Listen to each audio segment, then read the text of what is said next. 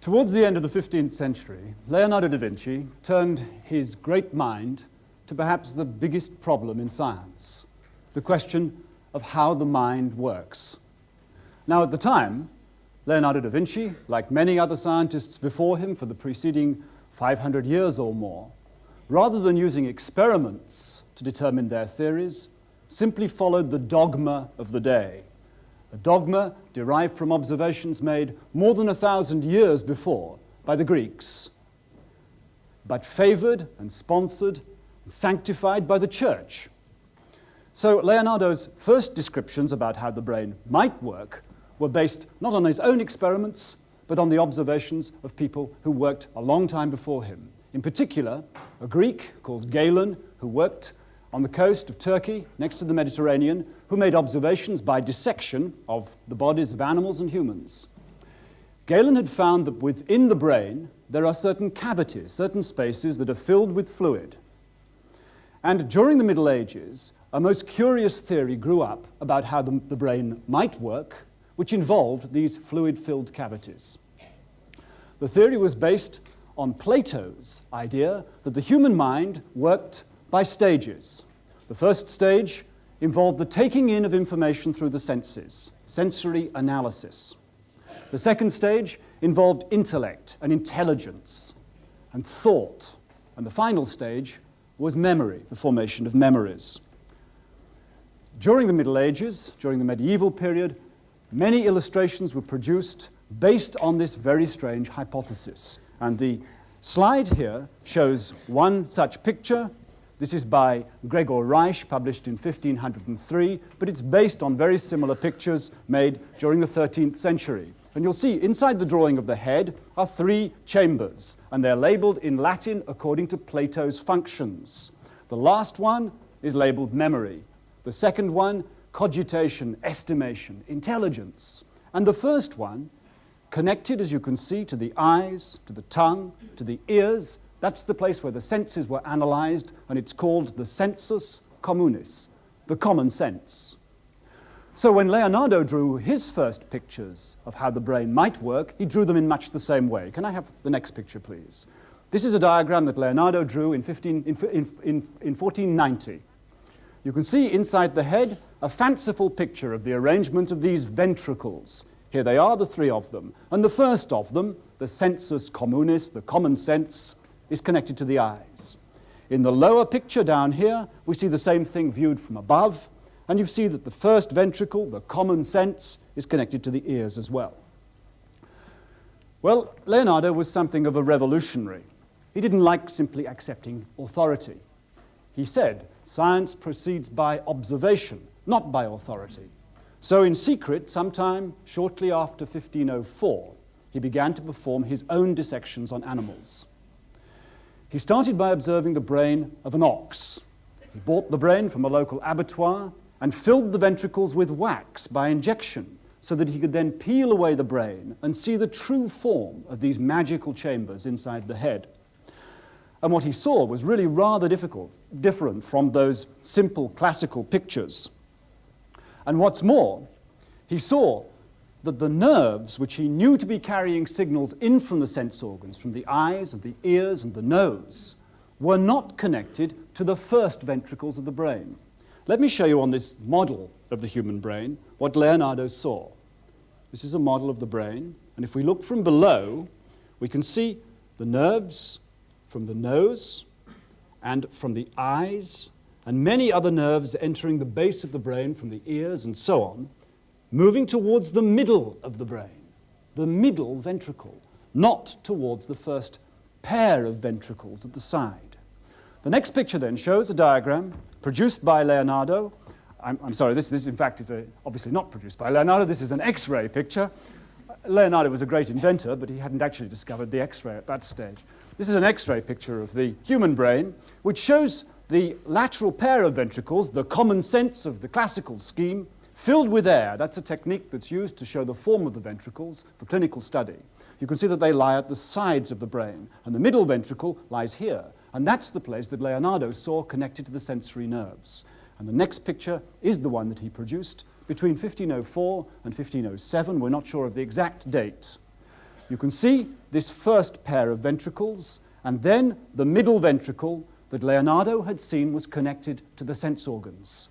And he's written in his own backward writing, sensus communis, on that middle ventricle to which the ancients had attached the function of intelligence.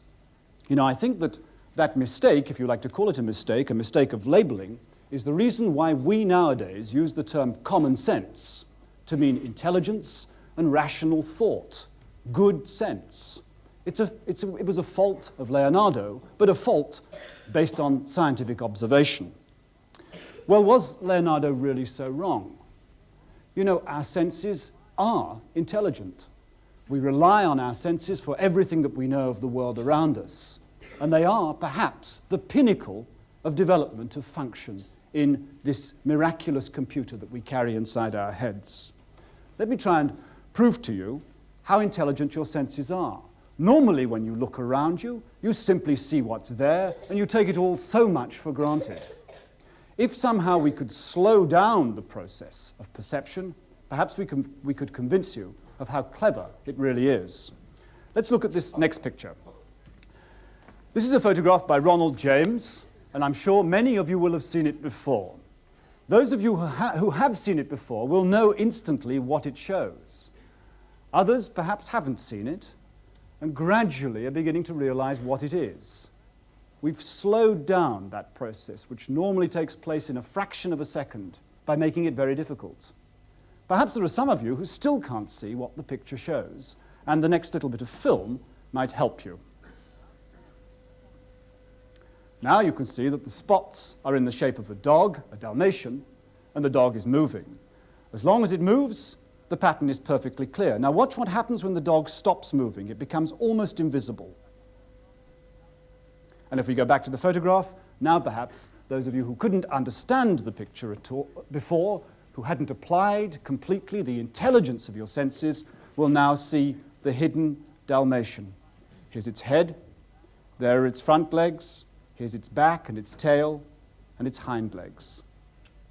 Well, the picture is so difficult to see because the information contained in it is so minimal. There's so little information there to base your perceptions on. But our brain is performing just that same sort of process of analysis all the time, extremely quickly, and we simply don't know it's happening. You know, computer scientists make machines that they say can think, and certainly computers have prodigious memories and can perform enormous feats of mathematical calculation. Computer scientists would also dearly love to make machines that could see, and they try to. There are pattern recognition machines, and in fact they're getting very clever these days. If you put a cup and saucer in front of such a machine, it can, after a few minutes of observation and scanning, tell you what it is. I'm pretty sure it'll be hundreds of years before a computer could tell you that that was a picture of a dog. Well, let's consider briefly how such miracles of performance of our sense organs might have evolved. How did the senses begin, and what processes of development did they go through? You know, all organisms need to know about their environment. They need to know about their surroundings in order to live. We might think that it's only animals that have senses, but plants need to have knowledge of the world around them as well, even though their knowledge is very simple. They need, if they perform photosynthesis, to know the direction of the sun so that they can move towards the sun and maximize the input of light. During their growth, they need to know the direction of gravity so that they can move against it to grow upwards.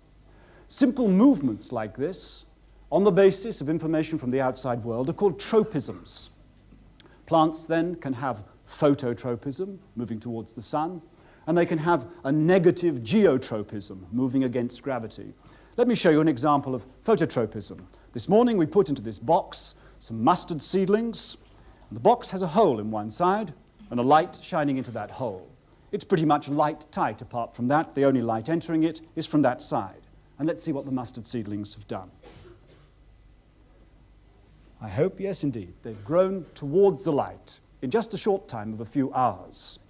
That's a very slow process, of course, and maybe what distinguishes animals from plants more than anything is the speed with which most of them move. Plants can move, and they can control their movements on the basis of very primitive senses. But animals move much faster. We can speed up the process of plant movement by time-lapse photography. Very much speeded up photography, and that's shown in the next piece of film. This shows some growing seedlings, first of all showing a negative geotropism, growing upwards, even though their container has been turned on its side. And then a number of plants being illuminated, first from the left-hand side, and then from the right. Remember, this is very speeded up film. This takes several hours. And finally, a number of seedlings, some of which have been covered with little caps, so that they don't know where the light is. The illumination comes from the right, the others move towards it, and the ones with the caps on don't. So perhaps the beginning of the miracle of sensation came with the necessity to have simple tropisms, movements based on knowledge of the outside world. Unicellular animals, simple animals like amoeba, for instance, have a variety of senses built into the membrane of their single-celled body. They can detect the presence of nutrients in the fluid around them, and they can detect also things that they want to avoid, strong acids, for instance, and can control their movement according to what they sense about the environment around them. In this next piece of film, we see an amoeba moving, the streaming of the protoplasm of the amoeba carrying it along very much more quickly than a plant. And the streaming is controlled by the detection of nutrients and other substances in the fluid around the animal. So the animal uses its senses to guide its movements, to maximize its chances of surviving. What then could have been the next critical step in the evolution of sense organs? Undoubtedly it came in multicellular animals when they were so large that the sensory cells, the cells specialized to detect things in the outside world, were too far from the muscles and the glands, the parts of the body that actually did things, to communicate with them directly. Something else was needed to bridge the gap between sense organs and effector cells, movement cells. And that something is, of course, the nervous system. The nervous system probably evolved to connect sense organs to muscles and glands. Now, in a very simple nervous system, like the one shown in the next slide, the nerves form a net. This is a jellyfish, and you can see, I think, these white streaks, which are parts of the nerve net, running around the whole of the body of the jellyfish, connecting together the muscles, and also feeding information from primitive sense organs scattered around the body to coordinate movement and to provide the stimulus coming from the outside world to guide that sort of movement. Another critical stage must have been the development of longitudinal bodies, elongated bodies. The very first worms, you see, moved much more often backwards or forwards along an axis of movement rather than from side to side. A jellyfish is radially symmetrical and can move in all directions in a single plane. A worm tends to move backwards or forwards. Well, such an animal needs to have its sense organs confronting that new part of the world that it's going to. Therefore, the sense organs tended to gather at the head end or the tail end of the animal. Well, let's look at the nervous system of a leech in this next slide. This is the nervous system, the whole of the nervous system of a leech, stained with a special immunological stain which identifies certain particular nerve fibers within the whole of the nervous system. You can see that the nervous system runs the whole length of the body.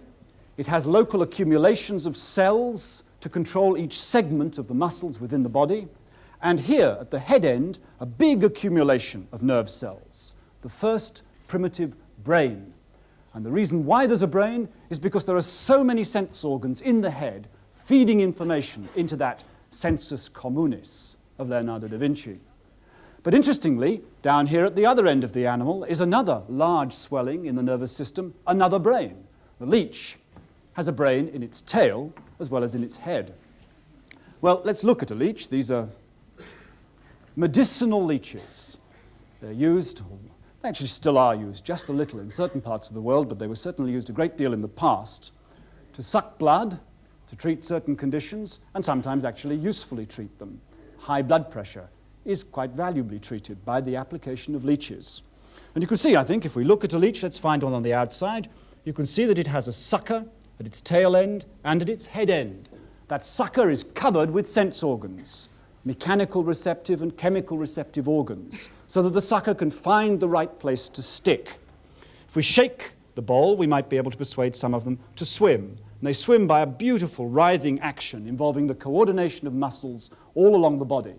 That feat is accomplished by the nervous system. Then we and all other animals use our senses to control our behaviour. A crucial step in the understanding of how the nervous system does that came from a philosopher, 17th century French philosopher, René Descartes. His portrait is shown in the next picture.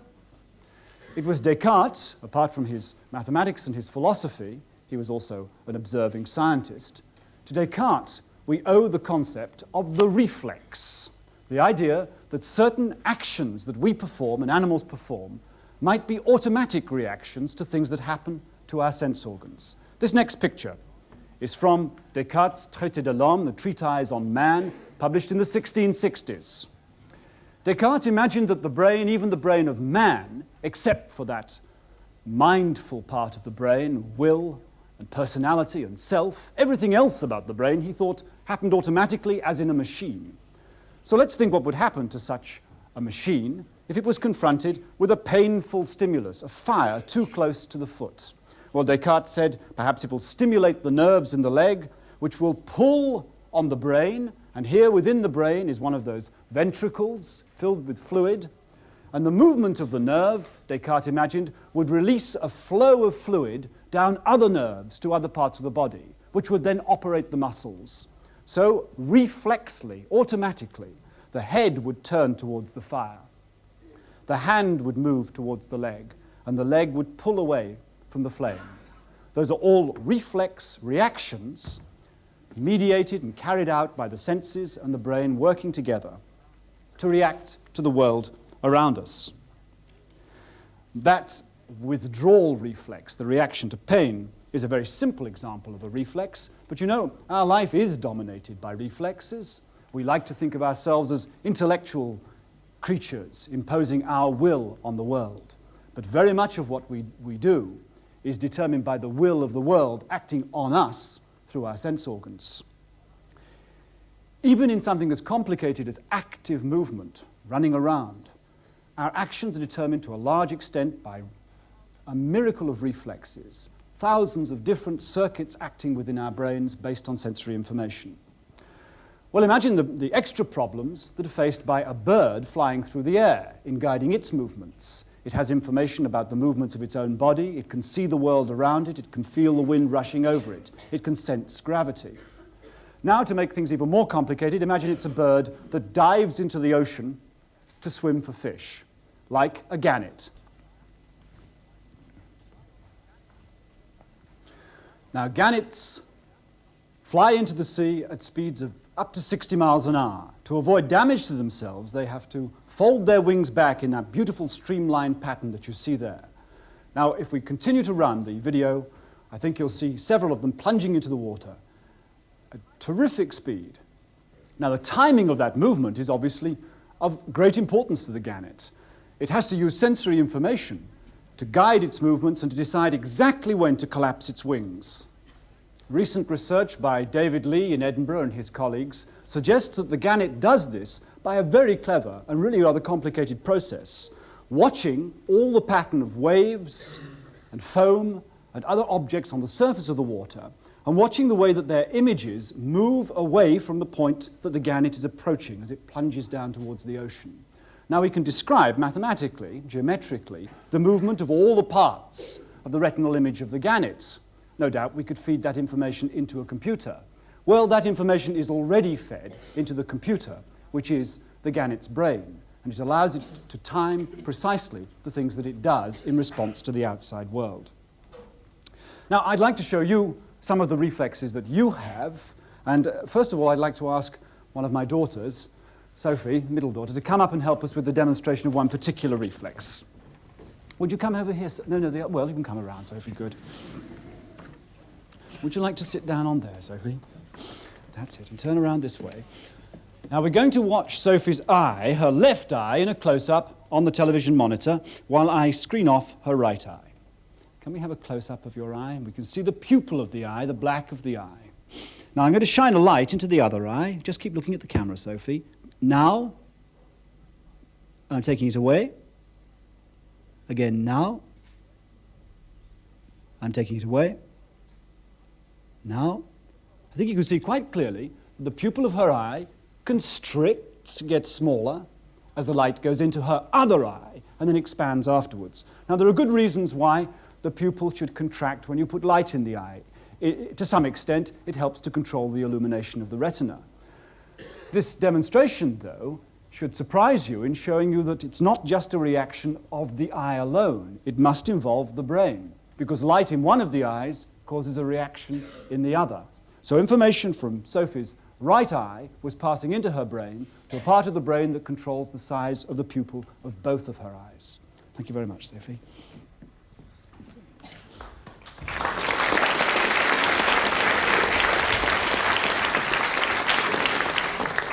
Now, Alison, would you come down? Alison very kindly helped us just before the lecture, and she's all equipped to show us another reflex.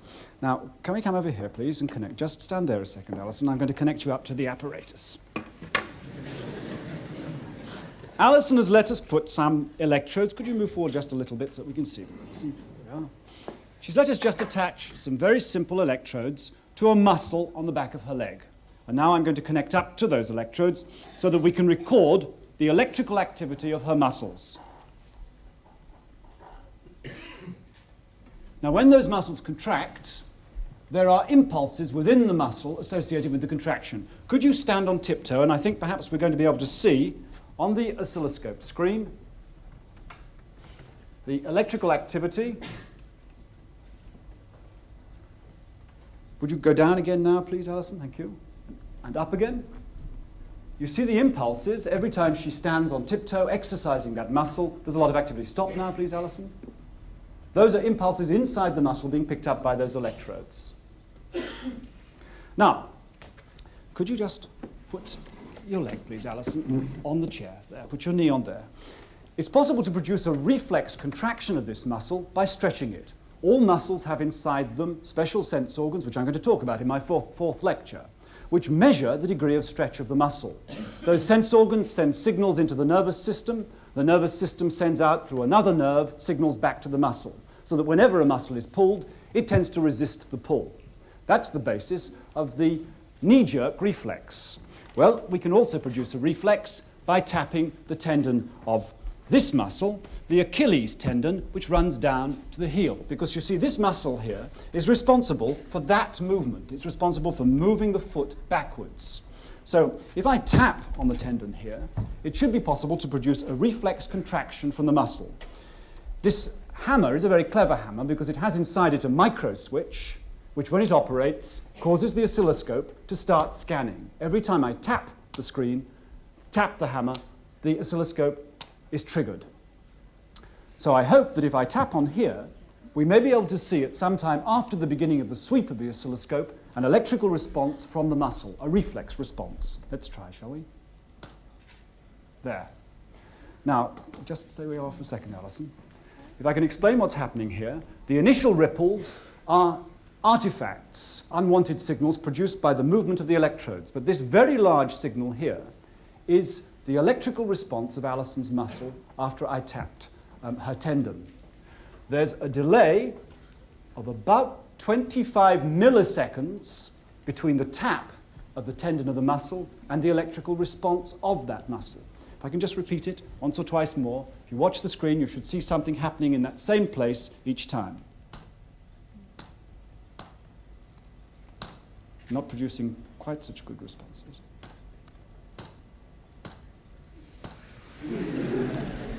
Well, a little bit variable. There we go. It's quite difficult because you have to get the hammer to hit exactly the right point on the tendon. But here we are again.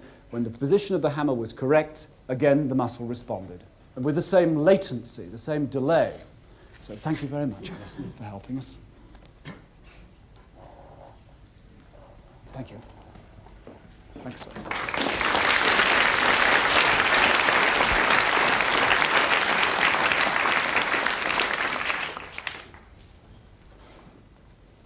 Well, that's just a very simple example of a reflex, but we'll see later how important reflexes like that are in controlling balance and posture and movement in human beings.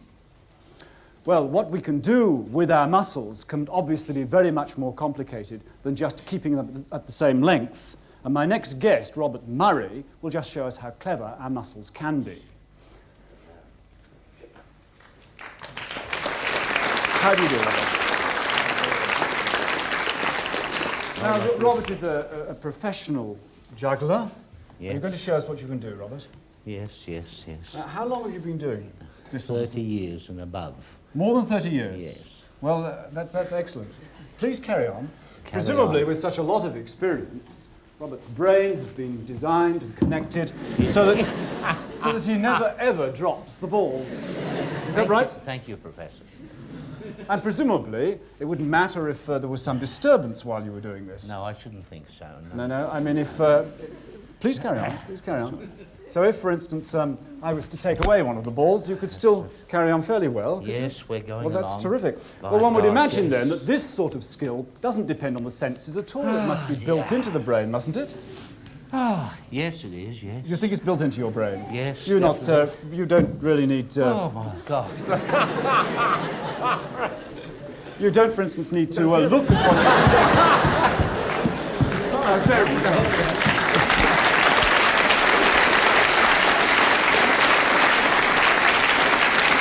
Thank you very much.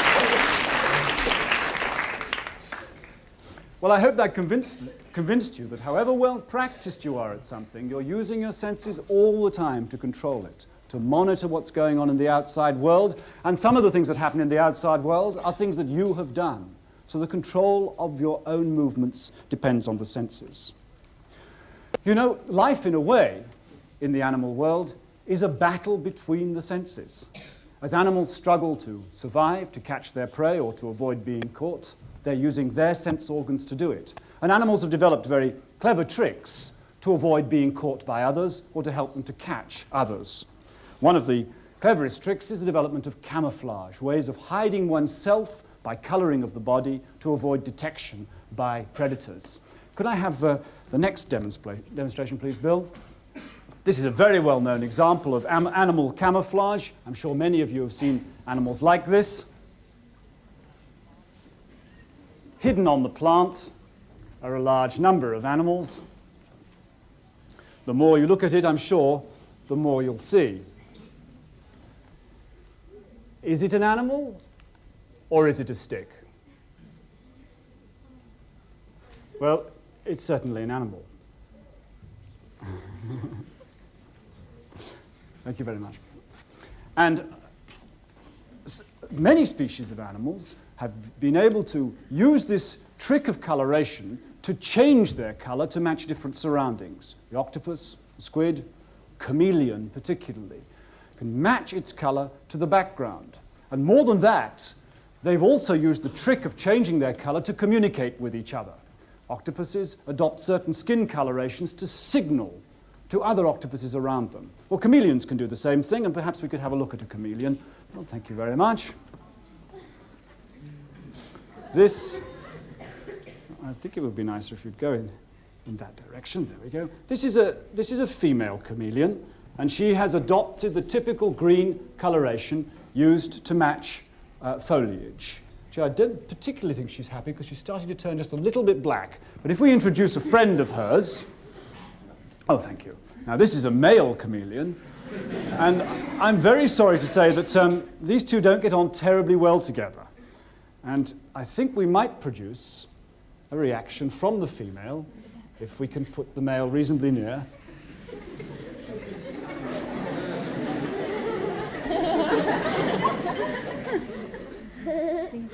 How about going upwards?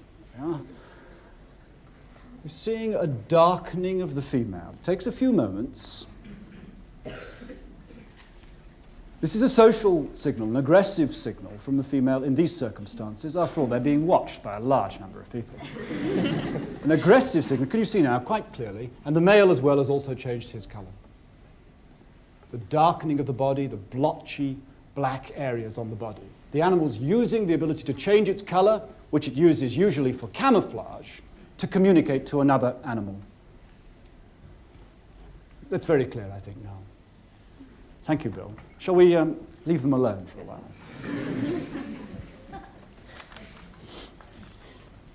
Well, after looking very briefly then at the development of sensory systems in animals, let's look at the way that man's own views about his senses have changed. Until the last century, those people who had most to say about the senses were philosophers rather than experimental scientists. Plato, for instance, whose ideas were incorporated within that ancient view, that very strange view about how the brain might work. Plato, who's shown here in this picture by Raphael in the school of Athens. Plato thought that the senses were really rather unreliable. In fact, he compared the human sense of vision to what prisoners in a cave might see if they were caught with their only view of the outside world being the shadows cast on the wall of the cave in front of them. Well, in fact, ironically, we are able to use the views of shadows to tell us a great deal about the world. Let me try and convince you of that. If you look at the screen, when the light goes on the screen, you'll see an object. It's a two-dimensional representation because it is simply a flat shadow. A flat shadow of a complicated three-dimensional shape. You can't tell what that shape is except for its two-dimensional component. But if it moves, if we can move it now, please, Bill, I think you'll agree immediately the whole form of the object becomes apparent to you. Could you stop it now, please, Bill? Thank you. And now, if we could have the lights off and try another example. This ability to interpret the three-dimensional nature of objects from two-dimensional patterns is crucially important because the only information we have about the world is a two-dimensional image in our own eye. Now, what's that?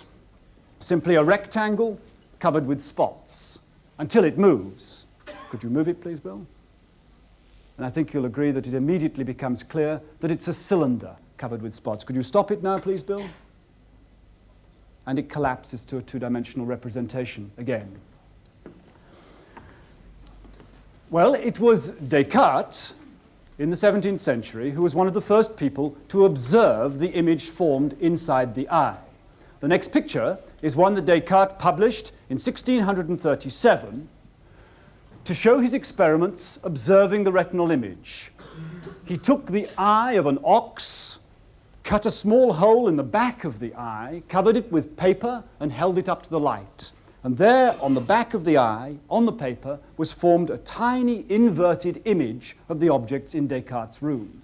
You know, I don't think it's surprising that Descartes published this description of the retinal image in the same year that he announced his theory of doubt. You see, Descartes, just like Plato, very much doubted the reliability of his sense organs. As he said, I know that my sense organs have played tricks on me all the time. Whenever I dream, I see things that aren't really there. So why do I have any reason ever to trust my senses?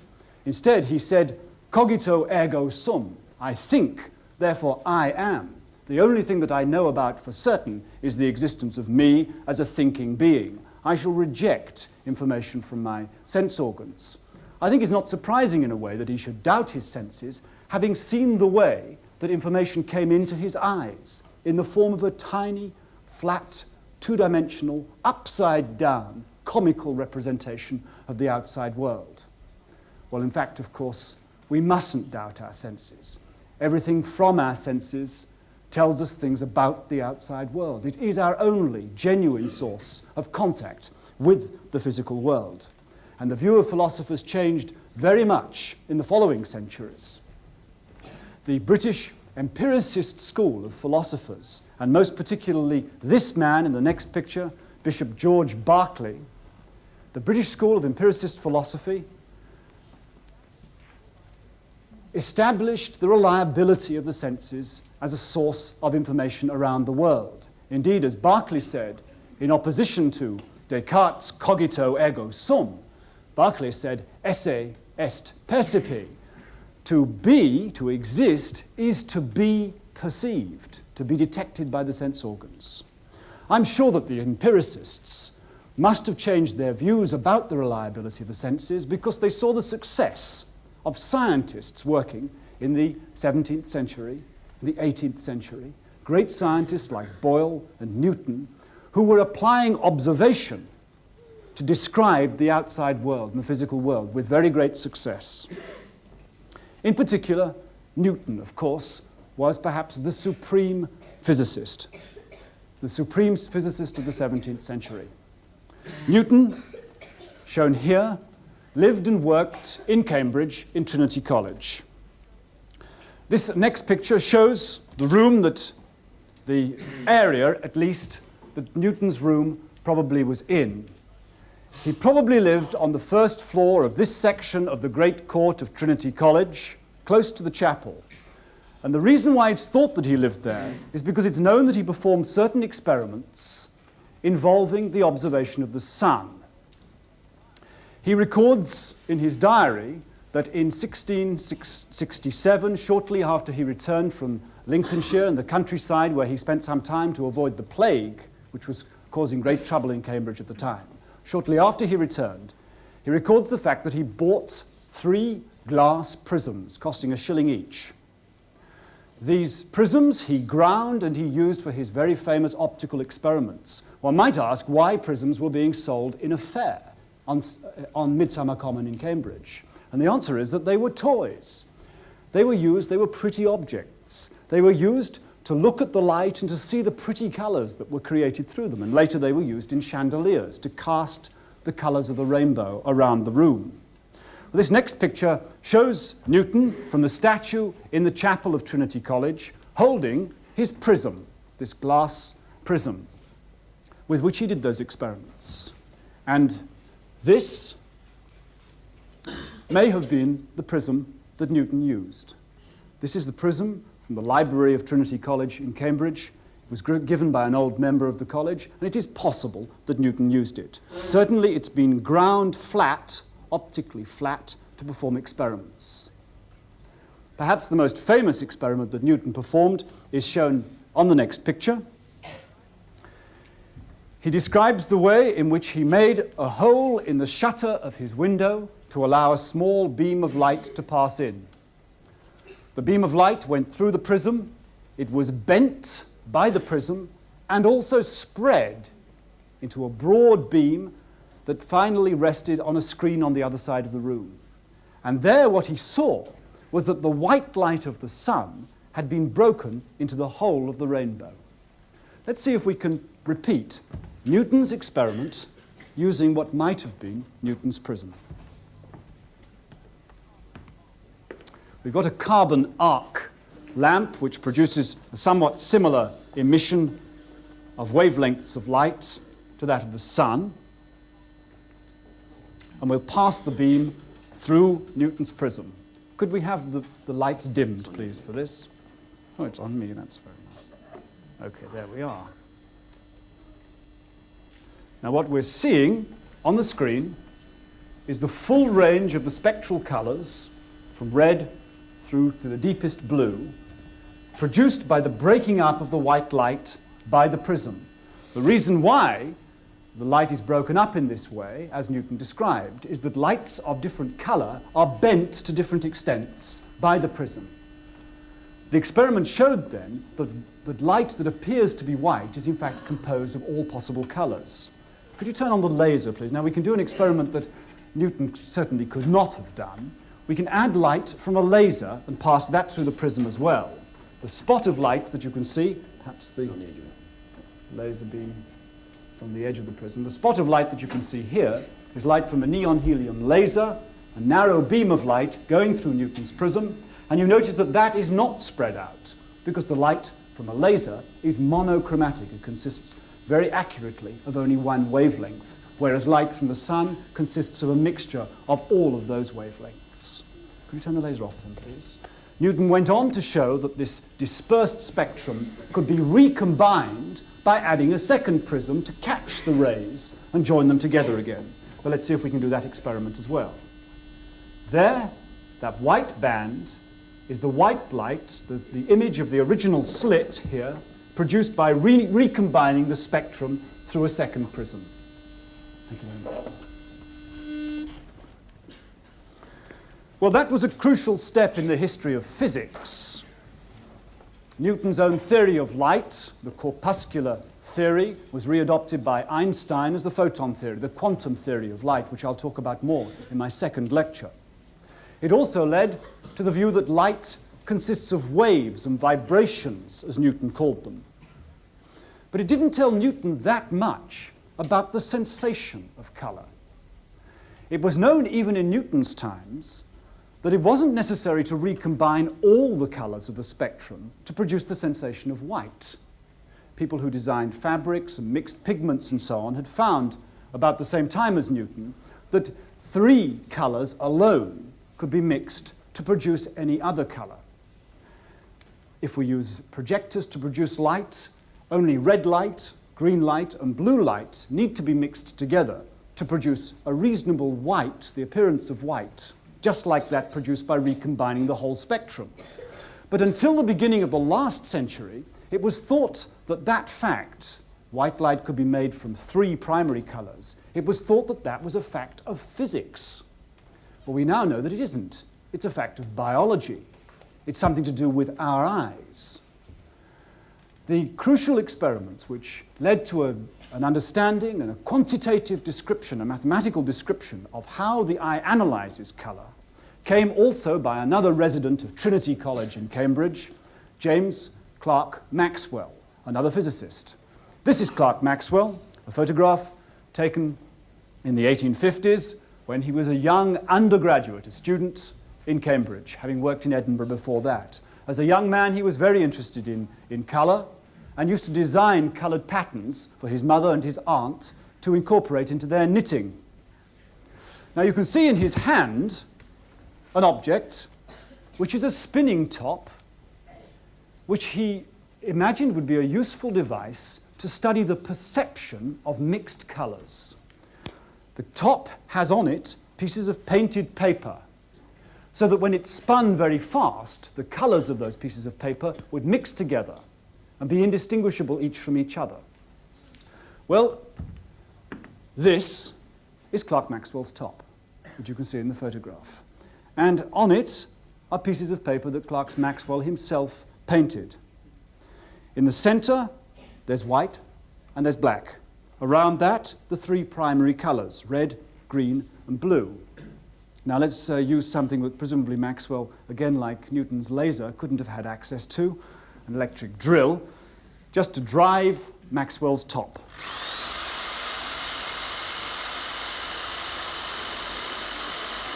Fine. I think you'll agree that the colours around the edge produce a reasonable grey, with the red and the green and the blue mixing together, and that they matched roughly the appearance of the grey created by mixing white and black. By using this simple device, Maxwell was able to produce mathematical laws about the mixture of colour needed to see different colours. He found, in fact, as others had described before him, but he put it in mathematical terms, that any colour, any naturally occurring colour or mixture of colours could be matched by a mixture of only 3, or sometimes even less than 3, primary colours. Let's try and demonstrate that using projection techniques, and I'd like to ask 3 of the audience to come up, please. First of all, Sarah Jane, who's my eldest daughter, and then Alice and Madeleine. Could you come up and just help me with this experiment? Could we dim the main lights, please? Now, we've got 3 projectors here, which are pointing at the same screen, and each projector has got a different colour filter in it, so it transmits light of a different band of wavelengths. Can I ask you to turn up your projectors in turn, one after the other? First of all, Jane, all the way up. Well, that's a very nice green patch of light. It contains light in the green band of wavelengths and doesn't contain red or blue. Now, could you turn yours up, please, Alice? Red light from that projector, and notice that where the red and the green mix together, it produces yellow. That's a fact of physiology, of biology, not of physics, that the mixture of red light and green light creates the sensation of yellow light. And finally, could you turn yours up, please, Madeline? This is blue, I think, a final large spot of blue, which you can see here, and where all three colours overlap each other, a reasonable white, the same white that Clerk Maxwell had seen in his colour-mixing top. Thank you very much.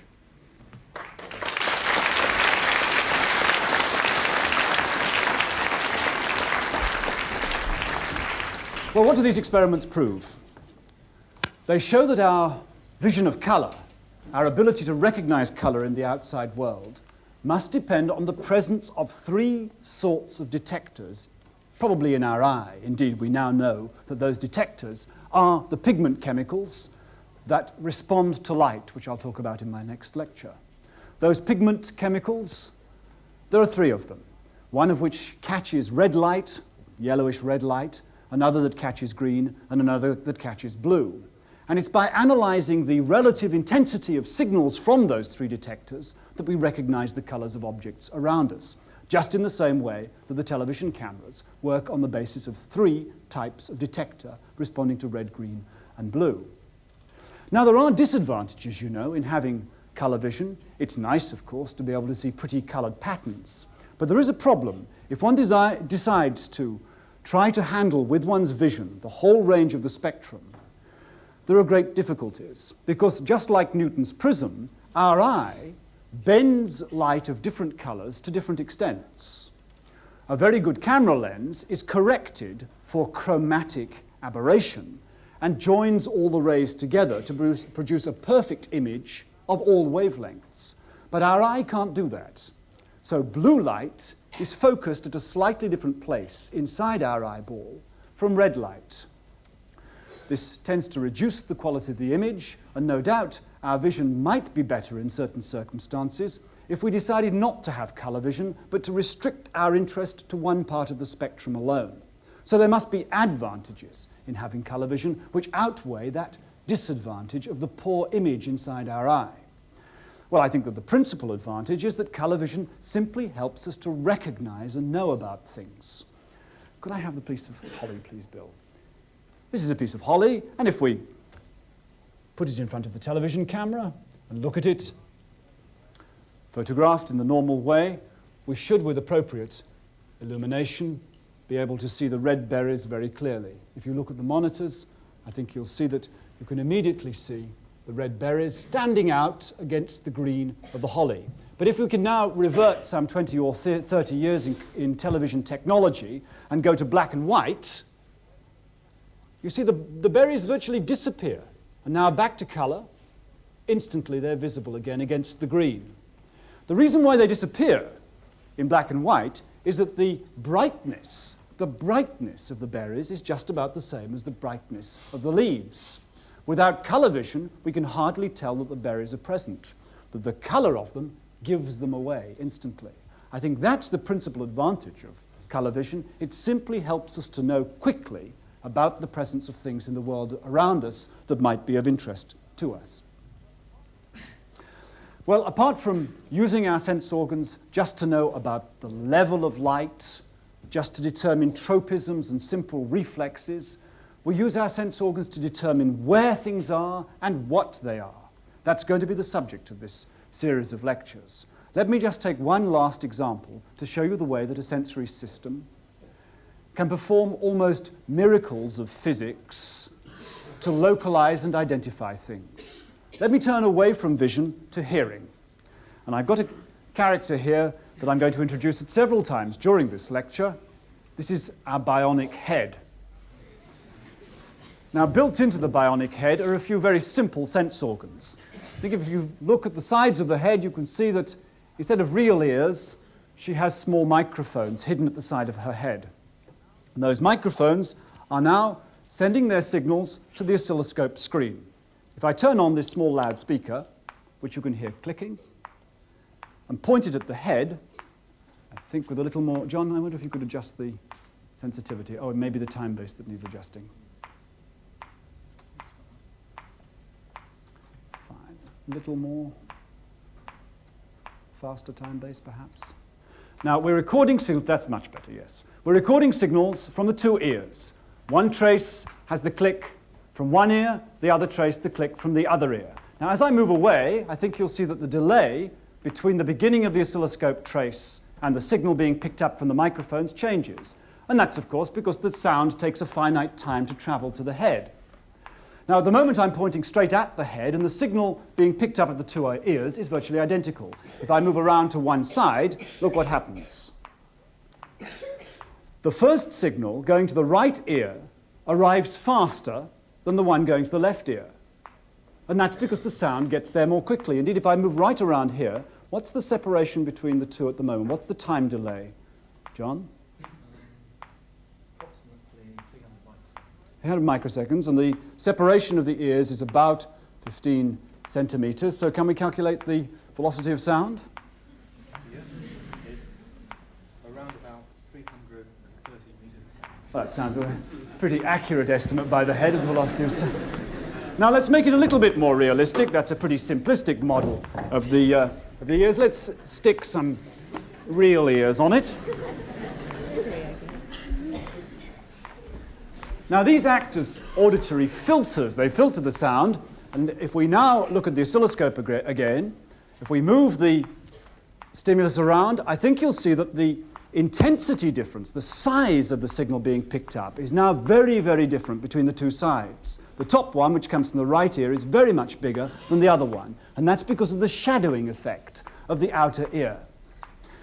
Well, perhaps we can now ask someone from the audience, would you like to help us with this? Now, just stay where you are, to listen through the ears of the bionic head.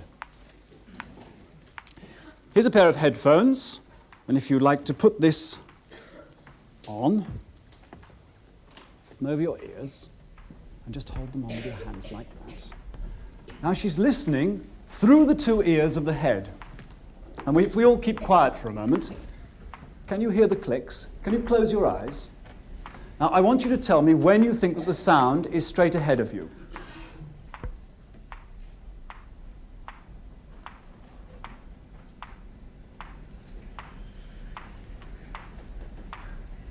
Can you hear it? Well, that'll perhaps help you. Which side is that? Right. Okay. And this? Left.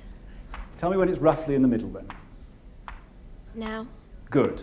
Now tell me when it goes to the right. Tell me just when it begins to move towards the right. Starting to. There. Would you like to measure the time delay, please, John?